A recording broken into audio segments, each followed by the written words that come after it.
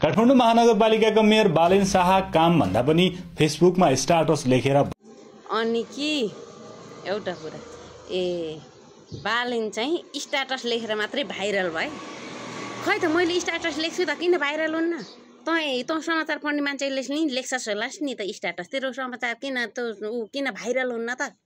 मान्छे भाइरल किन हुने? उसको कामले हुने, उसको व्यवहारले हुने, उसले देखाएको चरित्रले हुने, उसले देखाएको इमान्दारिताले हुने। बालेनले जस्तै सुशासन, त्यस्तै तरिकाको काम, बोलेको कुरा पुरा गर्ने, त्यस्तै असल तरिकाले काम गर्ने नेपालमा धेरै होइन 10वटा मान्छे सङ्घीय केन्द्र स्तरमा पुग्न पर्छ के। बालेन त भर्खर काठमाडौँमा छन्, केन्द्र स्तरमा पुग्नु पर्छ, त्यसले कायापलट फेर्छ। हानी बुजडी गर्दा त स्ट्याटस लेखेर भाइरल। लु त तेरो स्ट्याटस त्यस्तै भाइरल गरेर एउटा स्ट्याटसमा 5 लाख 6 लाख लाइक निकाल्न त तैँले। त्यसै भइन्छ भाइरल, त्यसै चिन्छ संसारले, त्यसै चिनेछ विश्वले।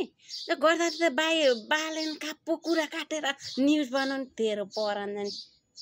ओहो, अनि छन् न त तेरा बाबुहरू आमाहरू कुहिरा यस्ता यिनी छन् नि, झोले झाम्टे यिनी सबै। तिनले चाहिँ तिनीहरू भाइरल किन नभएका अरे त? तिनलाई त सबैले श्रद्धाञ्जली लेख्छन् त। जन्मदिनमा पनि श्रद्धाञ्जली, स्ट्याटसमा पनि श्रद्धाञ्जली, मैले देश विकास गरेँ भन्दा पनि श्रद्धाञ्जली। उसको कुरो लेख्दैमाथि प्रकाश सपुतको फिल्म त बहिष्कार गरिसके। किन त्यस्तो वाक पारेका त तिनीहरूले? त्यस्तो विकास गरेका, एकदम राम्रो काम गरे भए फेरि तिन किन भाइरल नभएका त? यत्र 35 वर्षमा जरा गाडेर सत्ता चुसेर बसेका तिन किन भाइरल नभएका हुन् र? बालेनका कुरा काट्छन् तेरो पर जाने। बालेनका चिसीको अझ एम्बुलेन्स खरिदमा बालेन भ्रष्टाचार गर भनेर अझ यहाँ मुद्दा हालेका छन् रे। बारे तिम्रो जस्ता झोलेका अगाडि बालेनका कुरा तिमीहरूले कुरा तिमीले त कुरा बालेनको त नाम पनि नल्याऊ कि, त्यति पनि सुहाउन्न, बुझ्यौ?